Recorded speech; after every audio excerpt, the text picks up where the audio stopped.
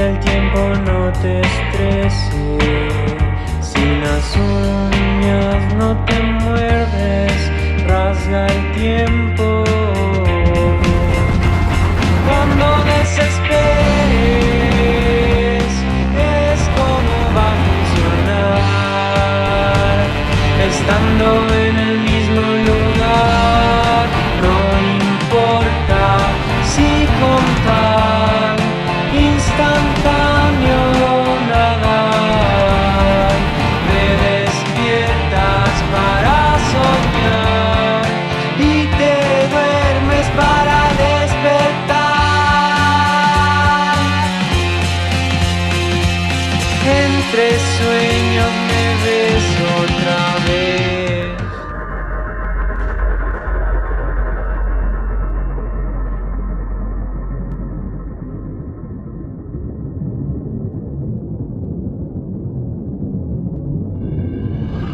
Let's imagine that we are perfectly flat. I mean absolutely flat.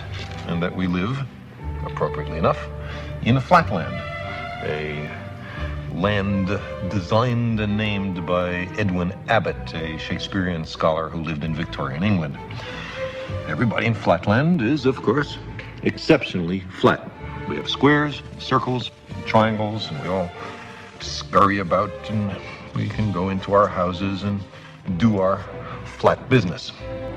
Now, we have width and length, but no height at all. Now, these little cutouts have some little height, but let's ignore that. Let's imagine that these are absolutely flat. That being the case, we know, us flatlanders, about left-right, and we know about forward-back, but we have never heard of up-down. Let us imagine that into flatland, hovering above it, comes a strange three-dimensional creature which, oddly enough, looks like an apple. And the three-dimensional creature sees an attractive, congenial-looking square, watches it enter its house, and decides in a gesture of interdimensional amity to say hello. "Hello," says the three-dimensional creature. "How are you? I am a visitor from the third dimension." Well, the poor square looks around his closed house, sees no one there, and what's more, has witnessed a greeting coming from his insides, a voice from within. He surely is getting a little worried about his sanity. The three-dimensional creature is unhappy about being considered a psychological aberration, and so he descends to actually enter flatland. Now, a three-dimensional creature exists in flatland only partially. Only a plane, a cross-section through him can be seen. So when the three-dimensional creature first reaches flatland, it's only the points of contact which can be seen. And we'll represent that by stamping the apple in this ink pad and placing that image in flatland. And as the apple were to descend through, slither by flatland, we would progressively see higher and higher slices, which we can represent by cutting the apple. So the square, as time goes on, sees a set of objects mysteriously appear from nowhere and inside a closed room and change their shape dramatically. His only conclusion could be that he's gone bonkers.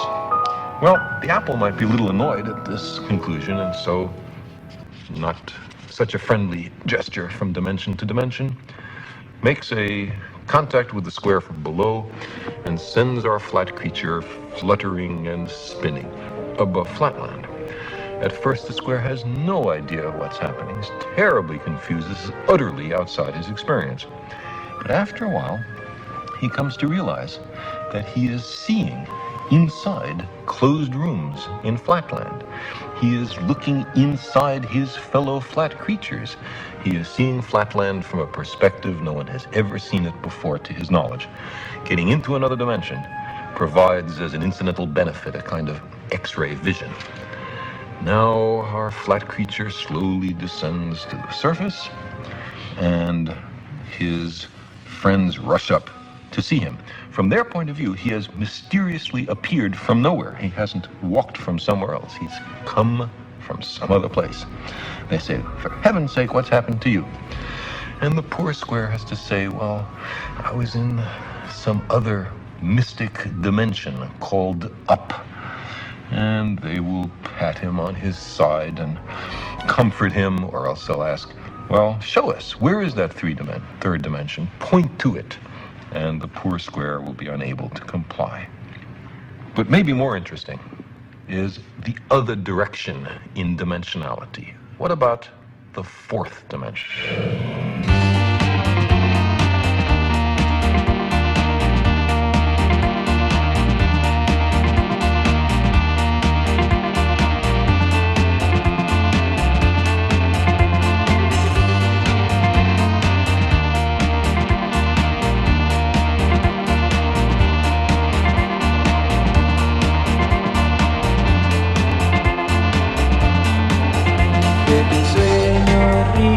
Tus días, que lo perdido te encontró, que hablas con melodías, que tu pelo ya creció. Es como va a funcionar, dejando el pasado pesar. No importa si contar instantáneo nada. Despiertas para soñar y te duermes para despertar. Entre sueños me ves otra vez, entre sueños me ves, entre sueños me ves otra vez.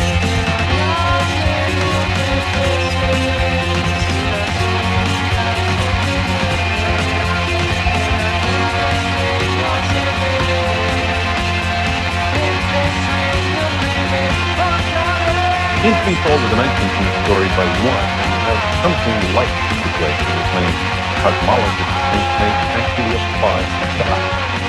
We are three-dimensional creatures, trapped three dimensions. We imagine our universe to be flat three dimensions, but we curve into a fourth. We talk about the fourth physical dimension, and spiritual. No one can point to the fourth dimension. I mean, there's left, right, there's forward, back, up, down, and there's some other directions simultaneously at right angles to those familiar 3 dimensions.